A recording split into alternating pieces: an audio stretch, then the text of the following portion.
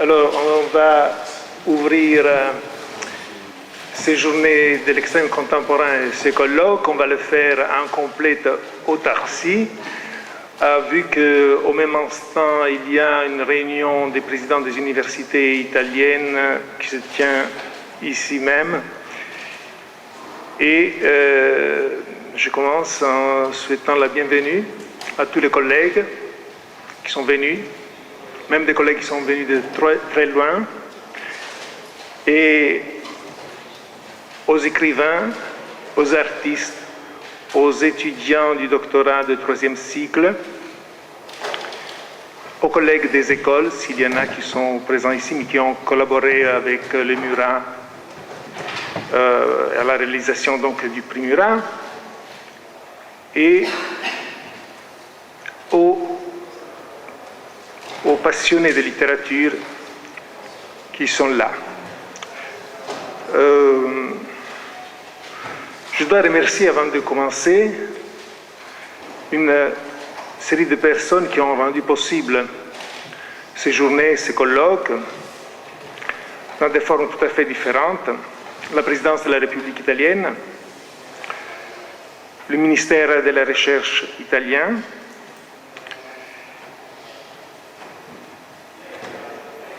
le ministère de la Recherche italien est l'institution qui nous a permis de réaliser ce colloque et qui nous a appuyés en acceptant le risque d'une discipline qu'autrefois pouvait sembler tout à fait fragile. Je remercie aussi le ministère dei Beni e delle Attività Culturali italien, le ministère de l'Enseignement supérieur et de la Recherche français, le ministère de la Culture et de la Communication français, l'Institut français de Rome et son attaché culturel à la coopération universitaire, M. Benoît Tadier. Un remerciement au président de l'Université de Bari, Corrado Petrocelli, Monsieur le professeur Stefano Bronzini, au directeur du département qui n'est pas là parce qu'il a eu un petit souci de santé, et à Madame Larose, à la secrétaire de notre département, qui a permis la réalisation pratique de ce colloque. Et en plus, je dois remercier deux banques, le Banco di Napoli et la Carime, pour leur intervention financière. Ce colloque n'aurait pas pu être réalisé, au moins dans la façon où vous le voyez, sans un travail collectif qui était conduit sans relâche par l'équipe du GREC, du groupe de recherche sur l'extrême contemporain, et sous la direction de Marie-Thérèse Jacquet et avec l'intervention de Marinella Termite et Valeria Gramigna. Il mérite ou elle mérite toute notre reconnaissance. À ce colloque ne va pas participer Gerald Prince, qui n'a pas pu nous rejoindre et qui nous a envoyé les textes de sa communication qu'on lira. Notre absence annoncée est celle de Madame Caprielian, des Inrecuptibles. Je voulais vous prévenir, avant de terminer cette partie, de l'existence du nouveau site du GREC, qui est beaucoup plus interactif que ce qu'on avait autrefois, qu'il fonctionne depuis 10 jours et qui est en train d'avoir une écoute insoupçonnable, surtout grâce au network de Twitter. À l'instant, et ça c'est important pour nous, il y a 4 maisons d'édition italiennes importantes qui suivent nos comptes rendus, nos interventions sur le site du grec. Ce sont 4 maisons d'édition qui s'occupent de la publication des auteurs français contemporains. Pour nous, ça, c'est tout à fait décisif. Je parle de 4 maisons d'édition: Einaudi, Fazzi, Minimum Fax et Clichy. Ce sont les 4 maisons d'édition les plus importantes dans le domaine de l'extrême contemporain français en Italie. En plus, sur Twitter, il y a des attachés de presse qui nous suivent, quelques journalistes français et une agence littéraire. Donc c'est à la distance d'une semaine du départ du site. Je pense que ça peut devenir un résultat appréciable pour nous qui avons travaillé longtemps pour les réaliser. Donc je souhaite à nous tous un colloque à la hauteur de nos attentes.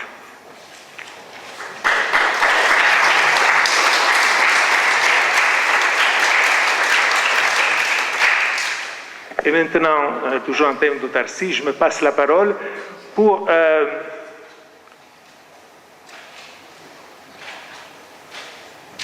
une question tout à fait simple. Parce que je devrais vous parler des sentiments en littérature. Et donc je dois résumer le travail que j'ai voulu faire. C'est ce petit volume de 350 pages. Donc résumer 350 pages en 20 minutes, une demi-heure, c'est une démarche acrobatique, mais j'essaierai quand même. Donc dans mon rapport avec la littérature, il y a toujours un côté enfantin. Pour moi, la littérature, c'est un jouet, et j'aime démonter les jouets que j'utilise. J'ai appris que quand je vais connaître quelque chose, je dois la démonter. Je dois voir de quelle façon ce mécanisme fonctionne. Je dois chercher à comprendre. Je dois chercher à comprendre au-delà de ce que je pense de façon préalable, pour ce que j'ai entendu dire, pour des comptes rendus, ou à travers d'autres moyens à travers lesquels je repère des romans. Donc je suis tout à fait intéressé à cette déconstruction des romans. Je me suis assez expérimenté quand j'ai travaillé il y a longtemps dans une autre vie parmi les 16e avec Rabelais, et je continue maintenant en perfectionnant cette méthode qui, à mon avis, pourrait nous donner des résultats un peu surprenants. Donc, j'ai choisi d'intervenir sur des textes de l'extrême contemporain, pas à partir de ce qu'on pouvait voir de l'extérieur, c'est-à-dire à travers une perspective de neurosciences, par exemple, qui était tout à fait légitime, ni non plus à travers une perspective philosophique. J'aurais pu partir du banquet, même parce que j'aurais aimé rappeler Socrate et surtout Diotime. J'ai renoncé aussi à une perspective de psychonaute et j'ai choisi une procédure tout à fait intratextuelle. Qu'est-ce qu'il y a dans ces 350 pages? Il y a des relevés par ordinateur. Donc, j'ai dû composer à travers ma lecture approximative. Quand je parle de ma lecture approximative, je parle d'une première lecture des romans. J'ai dû composer un lexique des sentiments. Pour cela faire, j'ai besoin de faire une sélection de textes qui puisse être dans une certaine mesure représentative de ce qui est la littérature de l'extrême contemporain. Donc j'ai dû mélanger les éléments dont je disposais. Je me suis servi de des distinctions qui ont été faites par Dominique Viard. Donc, j'utilisais des catégories d'écrivains qui répondaient à certaines étiquettes. Et j'ai mélangé le haut et le bas, même ce qu'on ne pourrait pas imaginer ou envisager qui puisse être là. C'est-à-dire, j'ai utilisé cette notion de canon provisoire que j'utilise pour l'extrême contemporain, c'est-à-dire un canon qui doit se vérifier au jour le jour, où il y a des entrées et des sorties, et qui n'est pas un canon fixe, mais c'est le prix à payer quand on travaille sur l'extrême contemporain. Donc j'ai cherché aussi à composer un canon des auteurs sur lesquels travailler.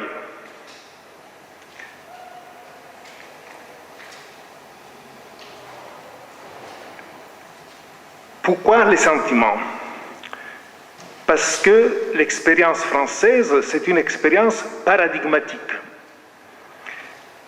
L'expérience des années 50-70, grosso modo, c'est un paradigme d'un choix littéraire. Et c'est un paradigme exemplaire, c'est un paradigme sur lequel on revient, on discute, et qui s'impose au moins dans le sens du débat.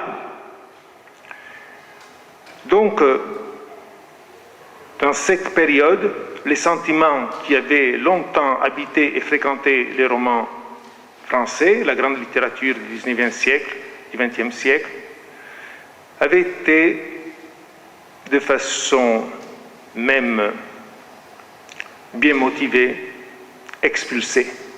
Donc ce qui m'intéressait, c'était de voir justement de quelle façon les sentiments pouvaient reprendre une place à l'intérieur de la littérature. Et si, en effet, ils avaient repris cette place.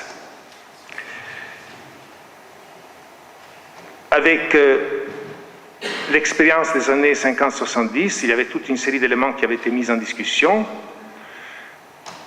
Et parmi eux, la narration et les sujets. Donc des éléments dont on s'est occupé, on va s'occuper dans ce colloque.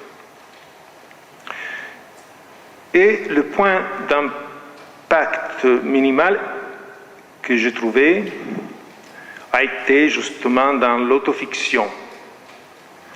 L'autofiction représente le point où on entame une réintroduction des sentiments. Mais on le fait d'une façon différente, c'est-à-dire dans un milieu précaire qui hésite entre autobiographie et fiction et qui assez souvent s'oriente vers d'autres sujets, vers par exemple des vies minuscules, ou, dans tous les cas, dans la fragmentation des vies apparemment insignifiantes, multiples, oubliées, et donc, pour cette raison, acceptables. Dans l'autofiction, il y a un autre élément, c'est la conscience des écrivains de leur propre moi, qui était un ancrage, qui constituait un ancrage solide. C'était, comme disait quelqu'un, la seule chose que je puisse connaître, que je puisse sincèrement connaître. Donc, il y a eu cette nécessité d'établir un corpus des romans.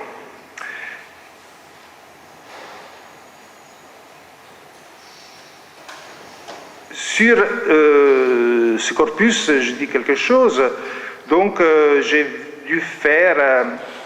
J'utilisais 19 écrivains et 34 romans. Ils ont été filtrés et refiltrés plusieurs fois.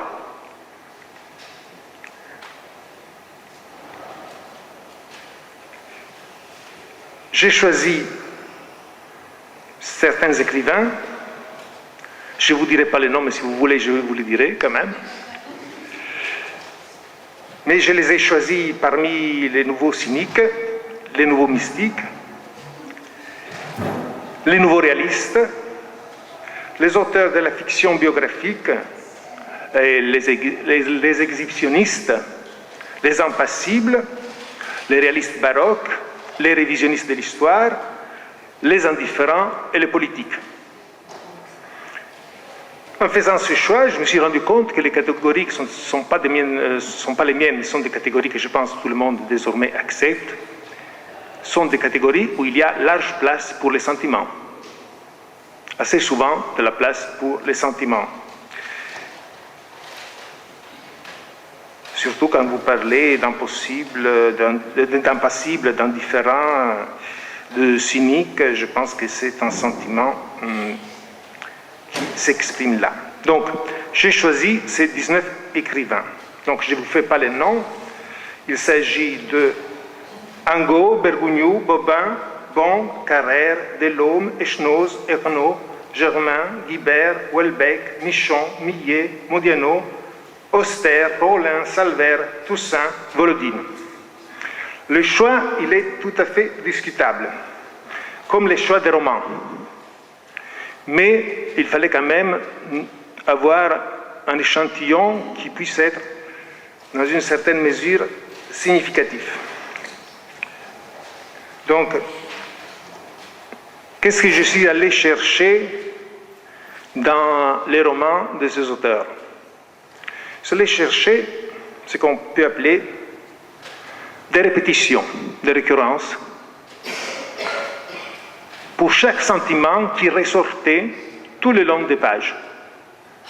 Le pourcentage et combien de quantité de sentiments était nécessaire pour donner une couleur au roman. Les sentiments sont un peu comme le sang. Il suffit d'une goutte de sang dans l'eau pour lui donner une certaine couleur. Donc, je fais ce travail. J'ai cherché ce qu'on peut appeler tranquillement des marqueurs. Et je n'ai pas voulu, bien sûr, me limiter aux fréquences, parce que le résultat aurait été minime. Donc, j'ai voulu laisser l'élément significatif, le nom, l'adjectif, les adjectifs, le verbe et les adverbes. Je les ai cherchés, donc, dans cette qualité d'unité, et ensuite je les ai cherchés dans le contexte, c'est-à-dire dans la signification qu'ils pouvaient avoir. C'est bien évident qu'une chose est dire Paul aime Virginie, autre chose est dire Virginie aime Paul, autre chose encore dire Virginie n'aime pas Paul, autre encore dire Paul n'aime plus Virginie, et pour ne pas dire qu'est-ce qui se passe quand on peut dire Virginie aime les pommes de terre. Alors, je vous donne un peu les résultats de ce tri qui est tout à fait un tri insuffisant, difficile à faire, difficile à accepter, mais qui est au moins un résultat concret. Premier résultat, dans aucun des 34 romans que j'ai étudiés et triés de cette façon-ci, on peut remarquer absence de sentiments. Aucune absence de sentiments.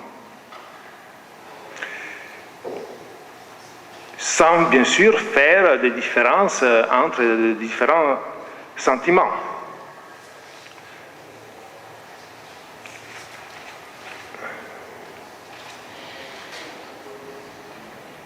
Donc, premier résultat.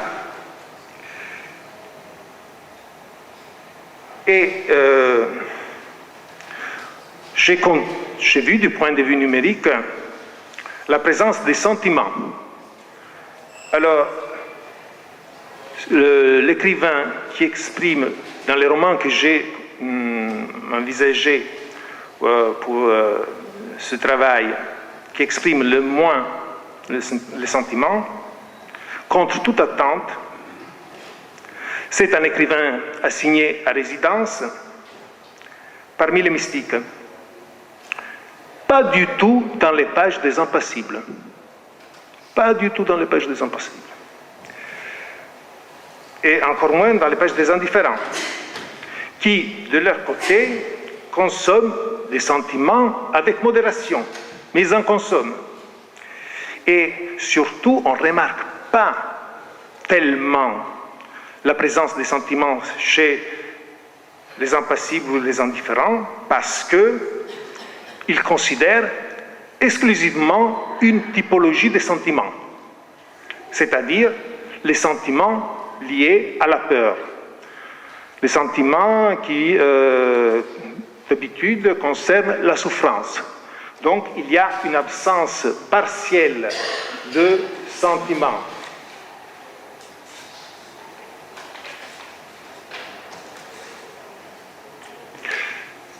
Une absence partielle de sentiments. Donc, ça, c'est déjà un autre élément qui peut nous concerner. Au-delà de cette première phase, il y a d'autres résultats qui peuvent, dans une certaine mesure, surprendre. Il y a un écrivain, par exemple, qui est considéré parmi les grands cyniques. Les cyniques, c'est les cyniques par excellence. Le paradoxe, c'est que le grand cynique, dans un de ses romans les plus connus, Les Particules, il utilise 500 mots qui concernent les sentiments. 500 éléments qui concernent les sentiments. C'est quand même un peu surprenant. Et, par exemple, un écrivain exposant de mai 68 et militant d'une formation maoïste, dans son texte, manifeste des sentiments, comme on disait autrefois, petit bourgeois, c'est-à-dire tout à fait classique. Et un minimaliste, dans un de ses romans, pousse au maximum sur les sentiments. C'est un peu paradoxal, mais c'est comme ça. Donc, il y a ce premier élément qui nous déconcerte un petit peu.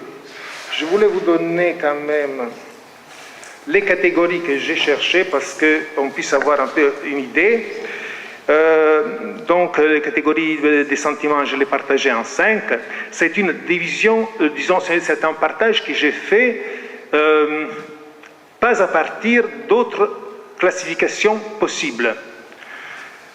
Donc, j'ai un premier groupe où il y a l'amour, l'amitié, la tendresse, l'affection, la complicité. Un deuxième groupe, il y a la douleur, la tristesse, la souffrance, l'irritation. Troisième groupe, la joie, le plaisir, le bonheur, la jouissance. Quatrième groupe, la jalousie, la colère, la haine, l'adversion, l'hostilité. Cinquième groupe, la peur, la terreur, l'horreur et la tumeur. Donc, ce sont les catégories que j'ai utilisées, que j'ai cherchées, qui sont constituées tout le long des textes. Je voulais ajouter encore quelque autre chose sur... Donc, c'est une catégorisation tout à fait minime, mais efficace, au moins dans le sens que ce n'est pas des éléments que j'ai imposés au texte, mais c'est le texte qui me les a produits.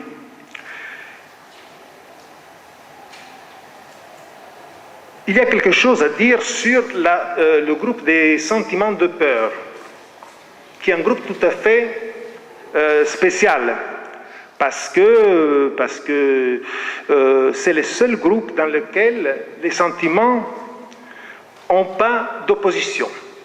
L'amour peut très bien s'opposer à la haine.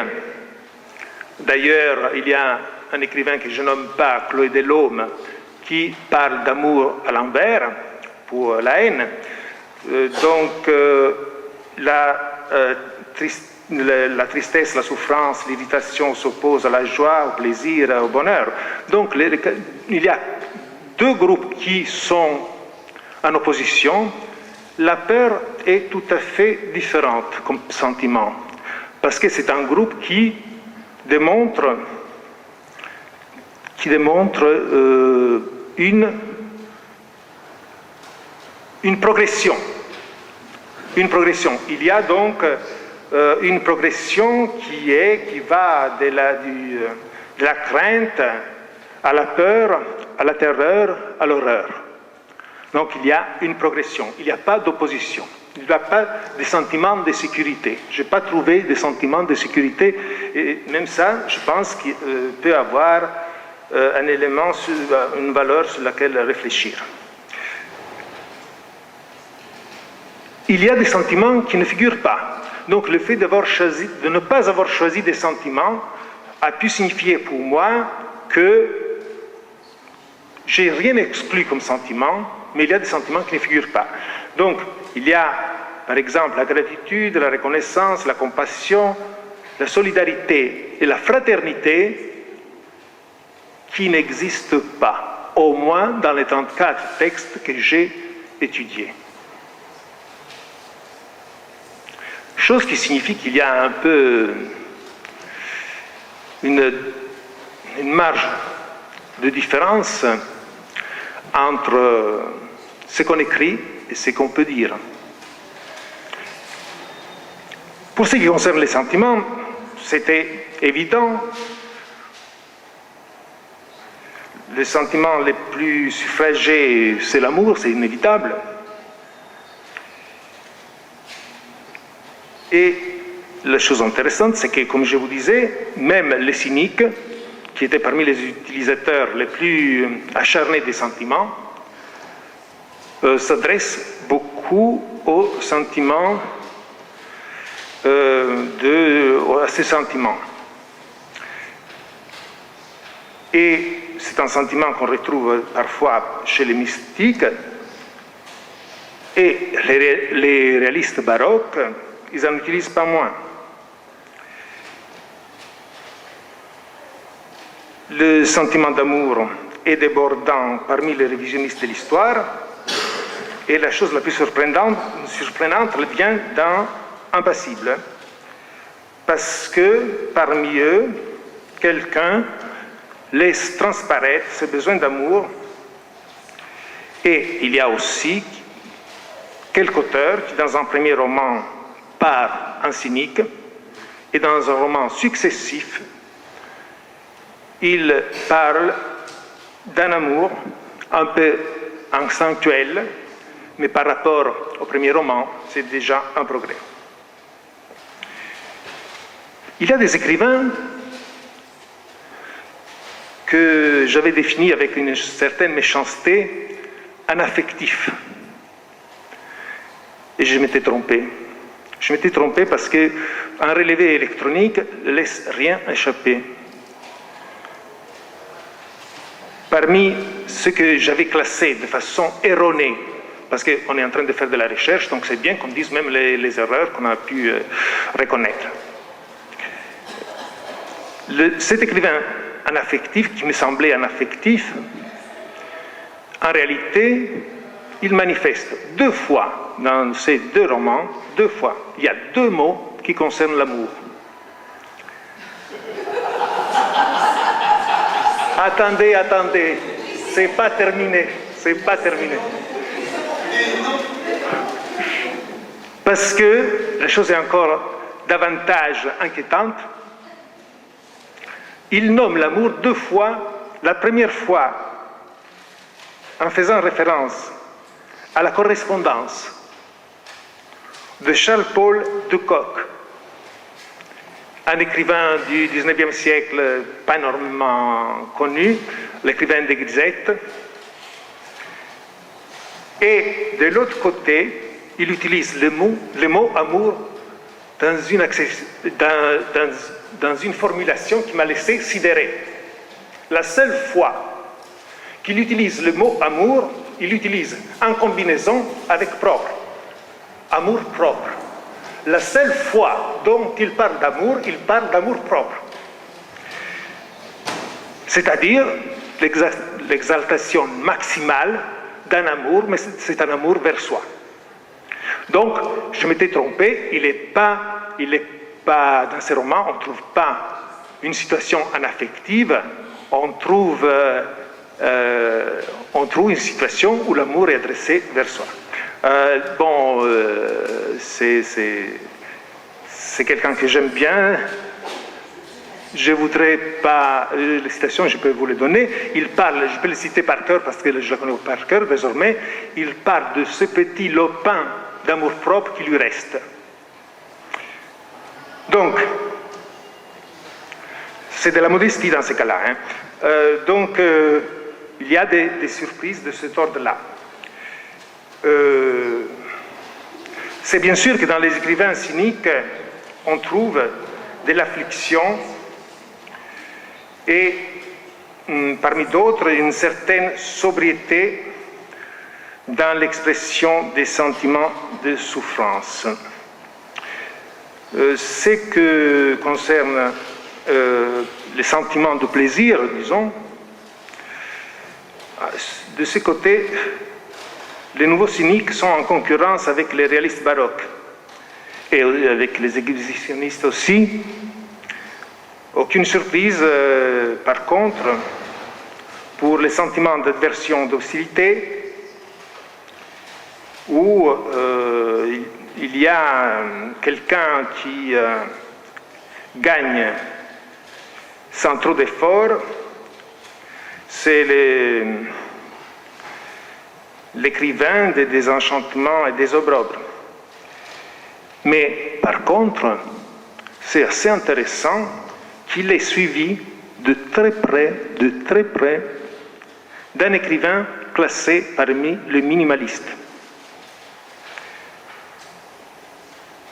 Il y a une mention particulière, un prix pour la paix qu'on doit attribuer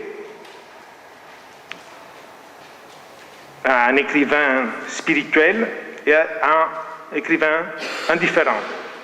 Parce que dans les domaines de la haine, il montre une absence totale d'éléments, c'est-à-dire haine zéro. Et dans un cas, c'est un choix éthique, de l'autre, peut-être le total manque d'intérêt pour ce sentiment. Mais je ne m'attarde pas sur des explications, tandis que sur l'échelle de l'intensité et de la composition des formes de haine, dans la quantité et dans la qualité de la haine, il y a un écrivain qui utilise sans faire économie de la colère, de la rage, de la haine, avec un acharnement redoutable.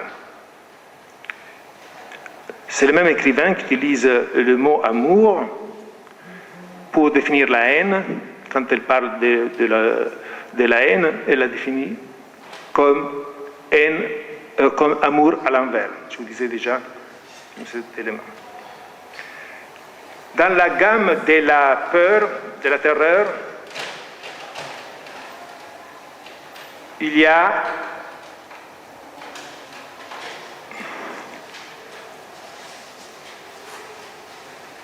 de la gamme, disons, de la peur, il y a des réactions qui sont plus évidentes de la part de quelqu'un qui, dans ses romans, démontre de croire aux sentiments. La désillusion, quand elle est si violente, produit des sentiments de peur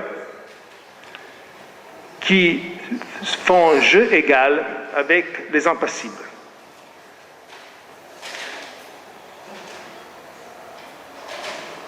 Et enfin, un autre cas emblématique que je voulais vous soumettre est